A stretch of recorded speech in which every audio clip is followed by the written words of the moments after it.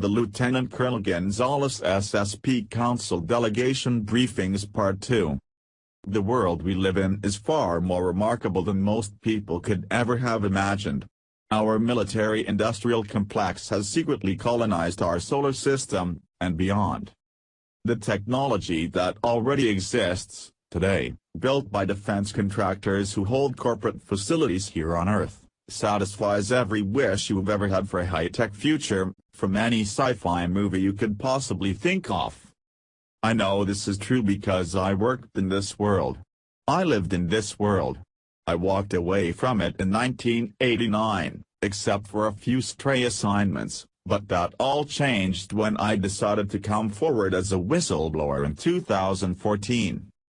An alliance has formed within what we call the Secret Space Program, or SSP.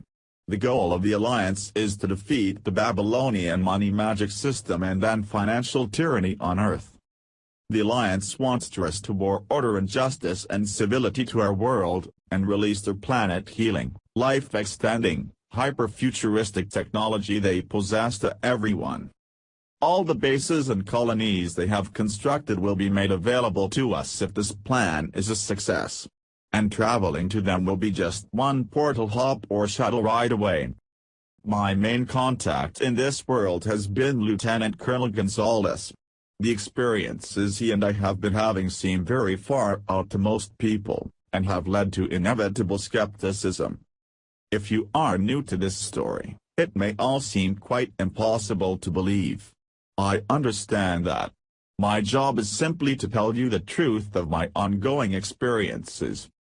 This article is a follow-up to Part 1, where we discussed some of the information that Lieutenant Colonel Gonzales had briefed me on in two separate meetings he had not far from where I live. We discussed Gonzales' dramatic meeting with the Draco White Royal, and his interaction with four of the chairmen of the Committee of 200 when he stood in as the main delegate for the sphere beings that are helping us out. We are going to rejoin those two conversations and pick up where we left off to discuss the other meetings that Gonzales attended in my absence.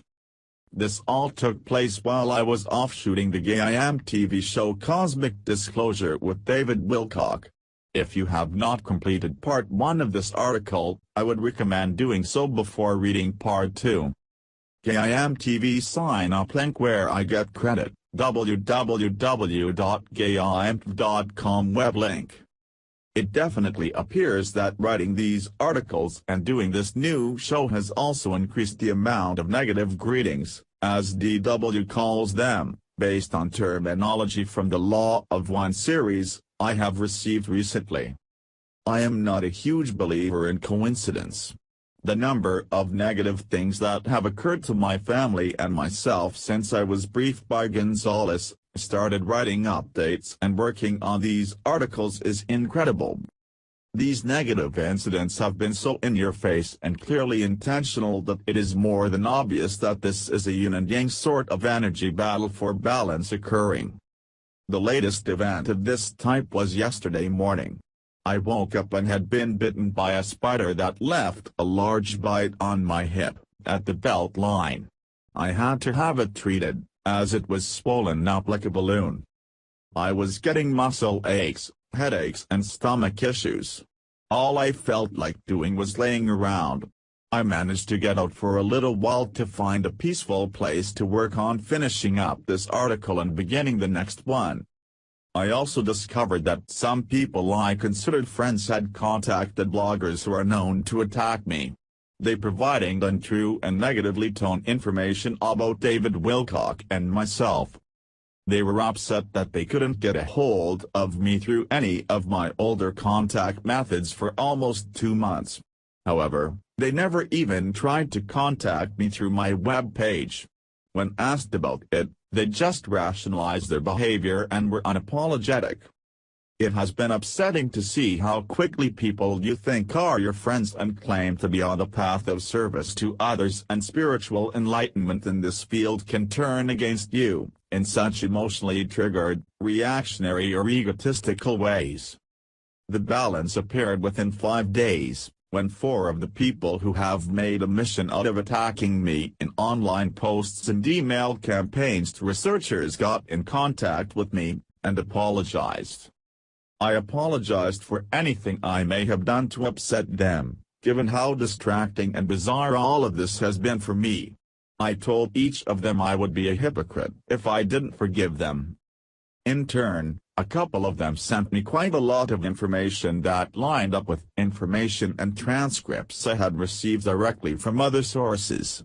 At the time I wasn't entirely sure if it was all true, but that doubt has now been removed. 2 of people have now sent me quite a number of Skype logs and email conversations among a small but dedicated cell of bloggers, forum moderators, former friends and once well-known researchers who have been conspiring to bring down David Wilcock and myself. Gonzales had told me that this was going on, but the scope of it, and the amount of spite, unethical behavior and outright hatred in how they spoke about us and conspired with each other, has been truly shocking. One of the people in question is talented at audio remixing. He has produced edited and fake Skype conversations to make David and myself appear to have said or written certain things to each other and to the person doing the cutting and splicing.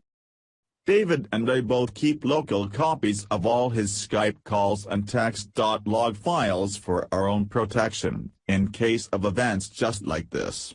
It will be very interesting to identify exactly how this was done, and which questions were deliberately planted to generate useful audio clips in response. Having this handful of people contact me and make comments has been a nice balance to the yin and yang of the negativity that has been going on, not so secretly, in the background. Forgiving and loving those who you have wronged, or who have wronged you, can be very liberating for both parties. One of the people said that since we have reached this point of forgiveness, they have slept better than they have in some time. It had the same stress-relieving and spiritual effect on me as well. Because of the nasty spider bite, I ended up going to bed at 5 p.m. Central Time and slept until 3:30 this morning. I decided to use the peace and quiet to make the final edits to this article and get it posted. I am also looking forward to listening to Dr. Michael Sella's interview on Coast to Coast last night, 7/12, with George Noory. Next week I am going to be recording a couple of episodes as a guest on George Noory's gay IMTV show, Beyond Belief. Since some have asked, subscribers to get access to the complete collection of over 6,000 unique titles and programs on gay IMTV. You do not need to pay as you go or take shows on as package deals. You get it all in the basic price. Back at the table with Gonzales. As we sat at the table and started up the discussion, much of the briefing included quite mundane information as well as some deeper information. This included what was going on with the various loosely affiliated factions of the Earth Alliance. I was made aware of recent cabal false flag attempts that thankfully did not succeed, though others obviously have. We also discussed mass intelligence gathering that has been both acquired by Earth Alliance groups as well as SSP Alliance Council efforts. This was accomplished by hitting secure Western databases, and the results were very visible in the news headlines. I also found out that some rogue members of BRICS have been infiltrated by the secret Earth government syndicates, known to most as the Cabal. Gonzales and I also discussed his recent stand-in delegate role at the Human-like ET Superfederation Conference. The Superfederation is a larger group made up of the United Nations-type organization of other human-like ET federations, confederations, and councils. These are not the Draco Federation Alliance groups, and the other beings associated with them that have been referred to the Orion Group by many. This Orion Group is made up of quite a bit more than just the Draco Alliance. I did learn that there is a small council made up of some of the ancient human breakaway groups that I was previously unaware of. It turns out that Gonzales has been meeting exclusively with this group as a delegate for the SSP Alliance Council. Gonzales stated that I may be either accompanying or handling some of these meetings myself in the future. I do find it important to remind people that many of these are Earth-human terms to describe these groups, and not what they refer to themselves as. I will give what details I can of the two briefings we had, in order. At our second meeting, Gonzales was more interested in mending fences and doing some readings to feel me out after the recent meeting I had with the SSP Alliance Council. This was the meeting that went very badly, and resulted in a major falling out between myself and some of the individuals present. We have discussed that thoroughly on more than one occasion since it first happened. Once that topic was covered, I asked some questions about the previous briefing that he had given me. I was looking for more details since he was in a laid-back and talkative mood. Gonzales did not disappoint in this regard, because he went straight into talking about the Draco White Royal and chairman of the Committee of 200 meeting that I reported on in Part 1. After we were finished talking about this subject, we sort of backed away from topics to relax a little more. It was very unpleasant for Gonzales to recount the meeting with the White Royal, and it was difficult for me to listen to and relive my own experience. Gonzales asked me if I minded if he ordered a beer. I'd never seen him do that, as he was usually all business, either drinking coffee or iced water when we have met. I did not object, and indeed thought it may relax him more for the rest of the discussion. We had some small talk while we both finished the beer. Then he asked me if I have been watching the latest propaganda on television. I knew he was referring to the MSM news. I told him I try my best not to watch it. This is when he mentioned what was going on with the few EU countries financially, and the recent round of high-level government hacks that have occurred, not just to US databases, but to the entire Western world. Gonzales stated that these hacks were incredibly pervasive, and that they had also hacked the secret Earth government and syndicate Starknet. Gonzales said that very little of what was taken has been reported in the MSM. Nonetheless, a stunning amount of intelligence was obtained and compiled into the database we had so far that has been contributed to by several parties. The information that was accessed, however, is well known by the upper caste of what most people know as the cabal groups. They are heavily panicking about these breaches of sensitive data. There have also been recent defections of cabal members who have brought evidence and the promise to testify to the SSP and elements of the Earth alliances. These defections and the recent hacks are behind the pickup in activity of elites moving their families to their safe zones. There were also some recent hacks to obtain further information from one of the major letters from the BRICS alliance. Unfortunately, this particular country has been heavily infiltrated by the cabal. The cabal has infiltrated just about everything you can think of. The ufology field has been completely infiltrated consistently since the 1950s. Internet forums, blogs and some out media have the same problems. There were some incidents that ended in some major attacks and loss of life inside the SSP Alliance Council because of certain infiltrators. This also caused some splintering and mistrust among some of the SSP Alliance Council for a time. This same infiltration has occurred within elements of the Earth Alliance. There is a push right now by the other members of the BRICS Alliance to isolate these infiltrated areas within one of their allies. Their goal is to prevent a typical cabal divide-and-conquer operation, where the cabal could use this new infrastructure to form NWO 2.0. Russia and some of their allies, some of whom would surprise you, are well into a plan to try to prevent these problems from growing. If what he said is accurate, it sounds like Germany, Spain, France and of course Greece want out of the EU and the Western financial system. This would cause a domino effect felt around the world. I am not sure that these countries are ready to jump over to BRICS myself. Things are bad in the West, but BRICS still has some issues to work out. There was some moderate discussion of false flag attacks that were prevented. There was also discussion of the cabal building out a more robust infrastructure for its AI system. This AI system is controlled by the ET/Shed AI signal that we have discussed in detail in other interviews and articles. We discussed the timing and plan of taking out this AI system, and how it would work.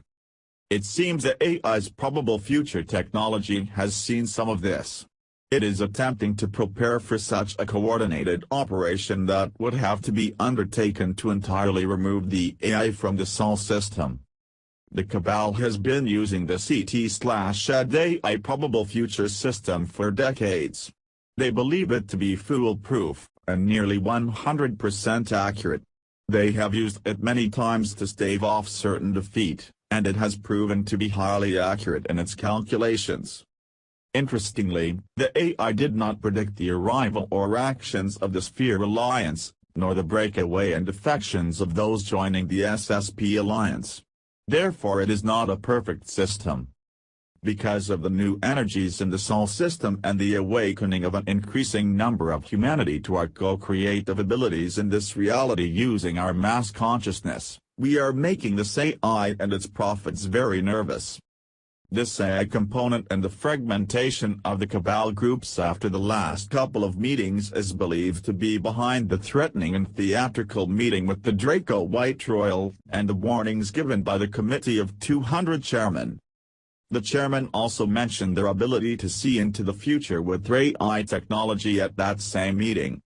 Gonzales then moved to a topic that made his eyes light up, and his facial expressions looked like an excited little boy. He said it is something to finally understand what all is going on at one of those Super Federation conferences, isn't it? In the prior conferences I had been the representing delegate, and he stood behind me to my left in an advisory position. The 3E support personnel sat in front and to the side of me in lower seats within our horseshoe-shaped designated position on the council floor. Before I was drafted into the SSP and was still training in the MyLab programs, I had served in the E-support role. I remembered sitting there being bored, and not knowing what was going on or being said in the common language that was spoken on the floor of the council auditorium. We were given the smart glass pads that gave us access to the ET database that the E's used to keep our minds occupied while we were keeping a feeling out for any types of deception or danger.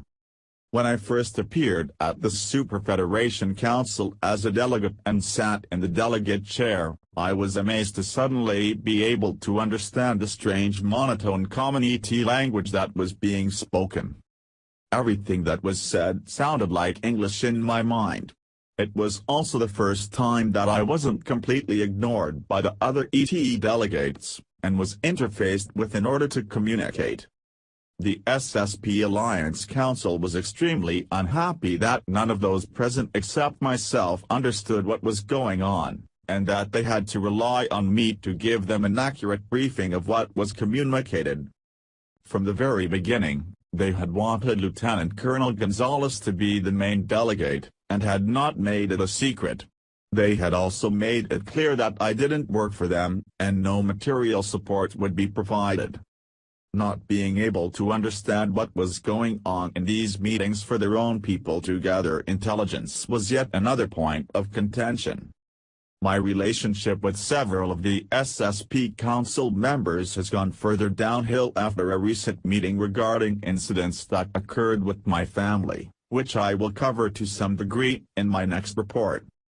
Gonzales stated that he had met with Rotier before this conference, and again after the report to the SSP Alliance Council that occurred after the conference.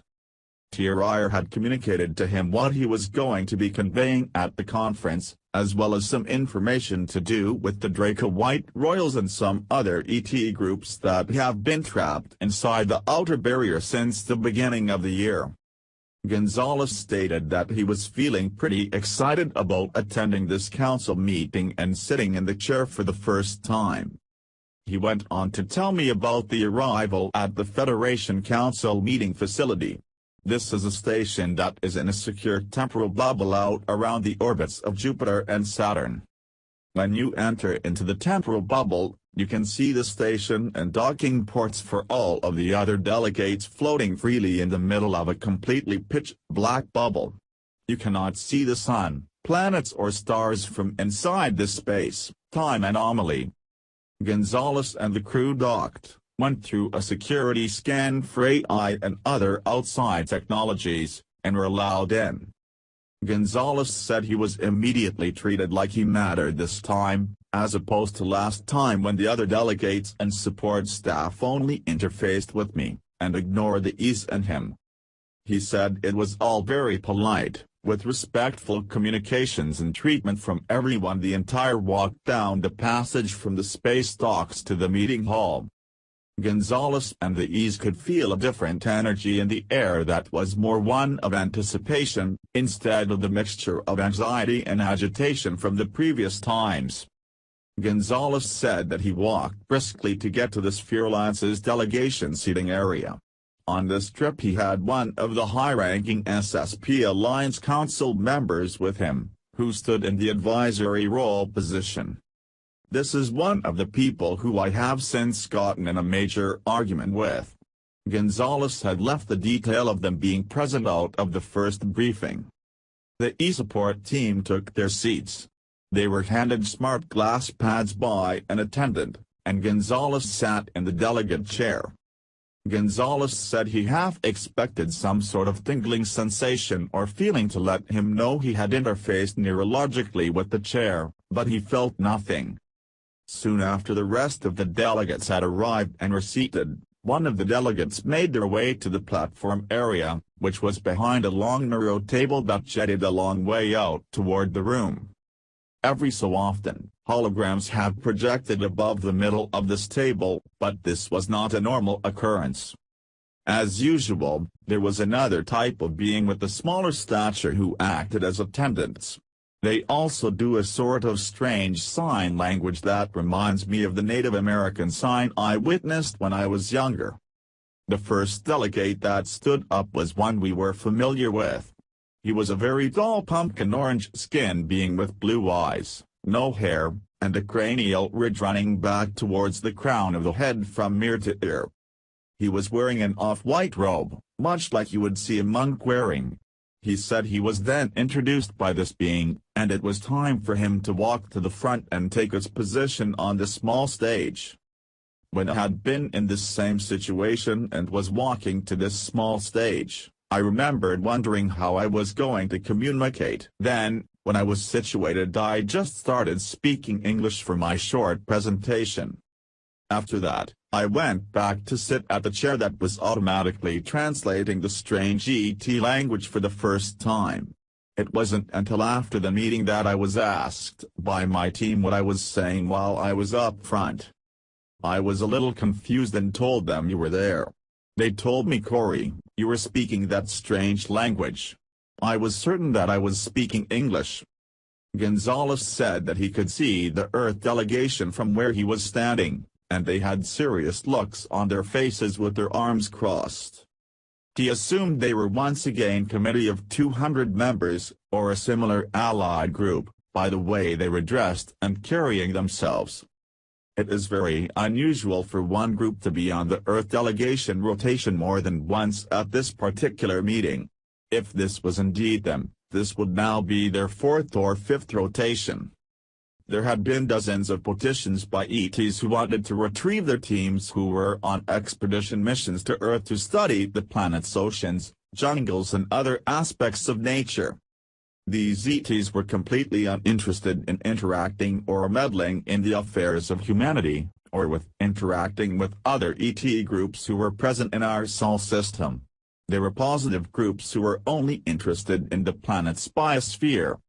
Since being trapped on Earth, many of these smaller expeditionary teams had been running out of needed supplies and had begun to be hunted down by human and negative ET groups.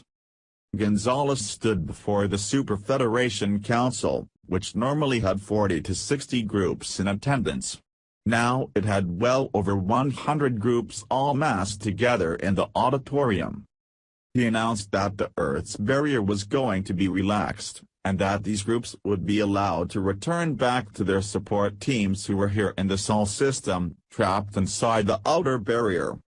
The Earth's traffic would go back to a strict grid authorization system, an air traffic control type system, and would be enforced by the more advanced SSP Alliance vessels. Gonzales stated that you could feel the relief in the room as he finished his short message and presentation. He returned to his seat. Once again, as in the previous meetings, group after group took turns taking the stage to make short statements of what they had contributed to the Earth, humanity and the grand experiment. He said it took some time for each of them to toot their own horns and put a positive spin on their activities in our Sol system before the meeting was adjourned. Gonzales stated that several groups showed appreciation on his way out of the auditorium and down the passageway back to the space docks, where their vessel was located. They then returned to one of the SSP Alliance Council's bases of operation for debriefing. The SSP Alliance informed him upon arrival that there had already been quite a few vessels leaving the Earth's atmosphere, and heading to larger cloaked vessels close by. Most of the visitors to the Sol system that want out are positioned in the outer Sol system, hoping for the barrier to drop and working to figure out a way to get past it. The SSP Alliance Council was very happy with Gonzales' performance. This only reinforced their position that he should be the main delegate. This, of course, was thrown in my face yet again in the argument that broke out in a later meeting with the SSP Alliance Council. This later meeting concerned the intrusion of my home and the abduction of family members by a very tall six-fingered Nordic group that was very hostile. I will go into as much detail as I can in the next article about those incidents, the follow-up SSP Alliance Council meeting, and my meeting with the Blue Avians right after. I want to emphasize that we are safe and I have been assured that no further incidents like this will be allowed to take place, providing that certain protocols are followed. I do expect to see quite a lot of interesting UFO reports for a while with the sudden coming and going of vessels from our atmosphere. There are also going to be some small battles going on between some vessels and groups down here, on and below Earth. We will also see some odd behavior in human beings because of the huge increase in the background energy that is flowing into the Sol system. This energy has a direct effect on consciousness, including a polarizing factor where the good are getting better and the bad are getting worse. The spheres have been giving us more time to adjust to the increasing energetic waves that have been flowing into our Sol system and causing electrical changes in all of the planets and the Sun. These spheres are slowly reducing how much of this energy they are buffering. At some point in the future, the spheres will disappear completely. Some people will be acclimated to these energies and others will not. Many people are not comfortable with how much of the outcome of our future reality is up to each of us personally and as a group consciousness. Others would prefer that some of these advanced entities come and make the changes for us, or save humanity. We are being given the opportunity to awaken and fix our own problems with the powerful tools that we have deliberately been kept ignorant of. The power of our mass consciousness, and the positive trigger of the loving and forgiving spectrum of emotions, are ours to claim, and they will forge a new reality. These are the very tools that the negative forces have manipulated and used against us for countless years. It is the foundation of how their black magic works. Gonzales had a brief meeting with the Blue Avians and seemed to keep those details to himself. He has his own relationship with them and there are times when the Blue Avians address very personal things about your life that reach you deeply. There have been plenty of times I have kept what was communicated to myself. Please remember that I will be traveling next week to do 2 episodes with George Nuri on his show Beyond Belief, so things will get very busy. We will also be shooting episodes for an entire week to develop our new show Cosmic Disclosure, which premieres on Tuesday, July 21st. The first 2 episodes will be freely available to everyone. Without the support of a dedicated company like GAIAM behind us, 2 episodes worth of visual material is all that anyone would ever have been able to see, given the time and resources we have available to us personally. I do get a small monetary credit for new subscribers who sign up through my banner ad, or the link below. This is my only source of income now, other than the generous donations you have given me and your orders from our new store, which I sincerely appreciate. As long as you stay a GAIAM TV member, I make some change on each subscription per month, and you get access to David's Ascension Science Show Wisdom Teachings, George Neary's interview show Beyond Belief, David's interview show Disclosure, and our new show Cosmic Disclosure, as well as everything else on the network. Any little bit helps. I sincerely thank those of you who have bought t-shirts through the online store, have donated money and prayers and positive energy towards my family, and those who have signed up to GAIAM TV through my dedicated link. Things are really revving up, and I thank you for bravely stepping up and helping co-create the vibrant future we were promised in so many great spiritual teachings down through the ages. This is a team effort, and we all need to work with each other in a collaborative, inspiring and supportive fashion in order to ensure that this birth of a new humanity will be a success. I honor you for your contributions and truly wish I had time to thank each one of you personally for all you have done for me and for this work. You are loved and appreciated more than you could ever know.